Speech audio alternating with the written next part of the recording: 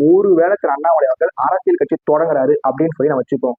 அவர் சந்திக்கக்கூடிய தேர்தல்கள் எதுவா இருக்கலாம்? உள்ளாட்சி தேர்தல். உள்ளாட்சி தேர்தல்ல புதுசா கட்சி தொடங்கின ஒருத்தர் பெரிய அளவு பெர்ஃபார்மன்ஸ் பண்றதுக்கு வாய்ப்பே இல்லை. அதனால உள்ளாட்சி தேர்தலை ஒரு ஓரமா ஒதுக்கி வச்சிருவோம். அதன் பிறகு இருக்க தேர்தல் என்ன? 5 தொகுதி இடைத்தேர்தல். இங்க என்னன்னா நம்ம பேசிட்டு இருக்கும் போது 5 தொகுதி இடைத்தேர்தல். ஆனா என்னன்னா ஜூன் மாசம் முதல் வாரத்துல இன்னும் ஒரு 3 பேர் அதிமுகவை சேர்ந்த ஒரு 3 எம்எல்ஏக்கள் தாவேக்கரா போய் சேர போறாங்க. அதுக்காக தன்னோட எம்எல்ஏ பதவியை ராஜினாமா பண்ண போறாங்கன்ற செய்தியும் வர தொடங்கி இருக்கு.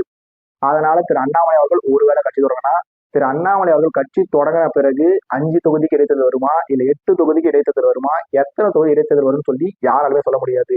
ஆனா திரு அண்ணாமலை அவர்கள் ஒருவேளை கட்சி தொடங்கிட்டாருன்னா அவர் கண்டிப்பாவே 5 இருந்தாலும் 8 இருந்தாலும் அதுக்கு மேல இருந்தாலும் அந்த எல்லா தொகுதி இடைத்தேர்தல்களையுமே கண்டிப்பாவே போட்டிட்டு தான் ஆகணும். ஒருவேளை அதிமுக எம்எல்ஏக்கள் யாருமே ராஜினாமா பண்ணியிருந்து வெறுமனே திருச்சி கிழக்கு தொகுதிக்கு மட்டும் இடைத்தேர்தல் வந்திருந்தா, அந்த திருச்சி கிழக்கு தொகுதி இடைத்தேர்தலில் திரு அண்ணாமலை அவர்கள் புதிய கட்சி தொடங்கி தன்னோட புதிய கட்சியின் சார்பா திரு அண்ணாமலை அவர்களை திருச்சி கிழக்கு தொகுதியில போட்டிட்டு இருந்தா உண்மையிலேயே ஒரு இன்ட்ரெஸ்டிங்கான பொலிட்டிக்கல் சினாரியோ இருந்திருக்கலாம்.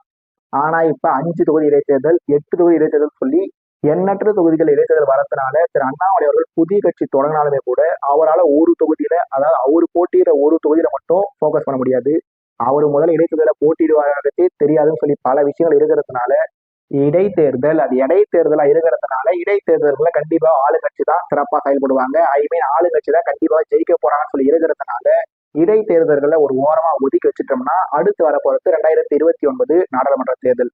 திரு அண்ணாமலை அவர்கள் 2029 நாடாளுமன்ற தேர்தலில் என்ன மாதிரியான பெர்ஃபார்மன்ஸை தராருன்றதை வச்சுதான் அவரோட அரசியல் எதிர்காலம் என்னவா இருக்குன்றத 2031 தமிழ்நாடு சட்டமன்ற தேர்தல் வரைக்கும் திரு அண்ணாமலை அவர்களோட தனி கட்சி தாக்கு பிடிக்குமா இல்ல தாக்கு பிடிக்காதன்றதையே 2029 நாடாளுமன்ற தேர்தலோட முடிவு மையமா வச்சுதான் சொல்ல முடியும்.